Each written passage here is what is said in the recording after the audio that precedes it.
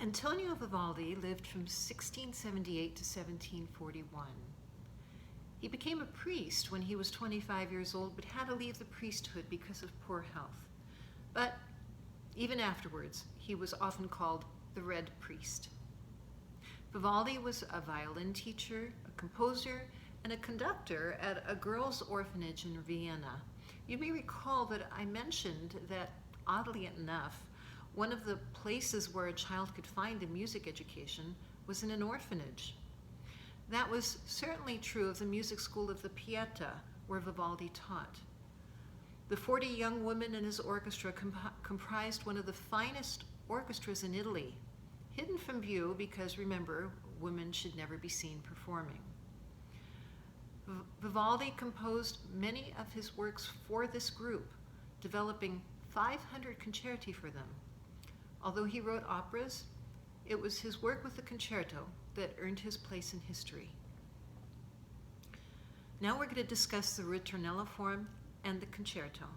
This is actually the easiest musical form to teach first, so that's what we'll do right now. First, what's a musical form? It's the pattern a composer follows when laying out his composition. In the case of the concerto, the first and third movements follow ritornello form. We'll listen to the first movement of Vivaldi's Spring Concerto. You'll find that it will follow this pattern. First, the full orchestra plays a melody that you'll grow to recognize, which is called the ritornello, literally the thing that returns. Then a solo violin plays something different. Then the full orchestra, called the tutti, meaning all, plays the ritornello, alternated with the small group playing something different, and so on. When the full orchestra alternates with a soloist, the work is called a solo concerto. When it alternates with a small performing group, it is called a concerto grosso. You can see how the alternation between large and small performing groups will contribute to the Baroque style of terraced dynamics. I mentioned that this was the first movement. You'll find that many compositions come in several movements, and a movement is a piece that could be a standalone piece all on its own, but it's grouped with other similar pieces to form a more complete musical journey.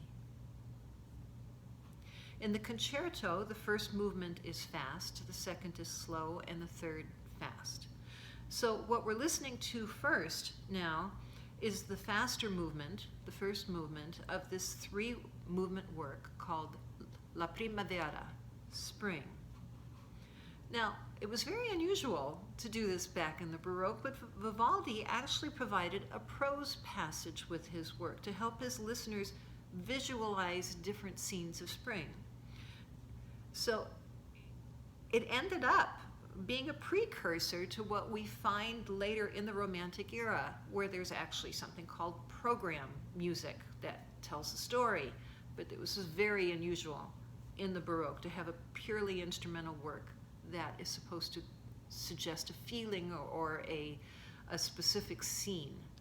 And so his description is, "Spring has come, and joyfully the birds greet it with happy song, and the streams, fanned by gentle breezes, flow along with a sweet murmur, covering the sky with a black cloak. Thunder and lightning come to announce the season. When these have quieted down, the little birds return to their enchanted song."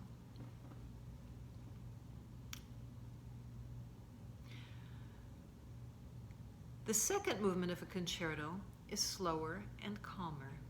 Here is Vivaldi's second movement of Spring, depicting a meadow covered with leaves. A goatherd sleeps with his dog by his side.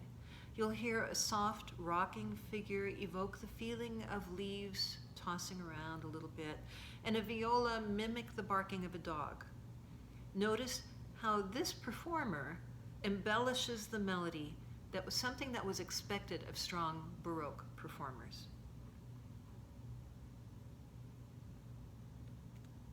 Vivaldi wasn't the only Baroque composer to write concerti.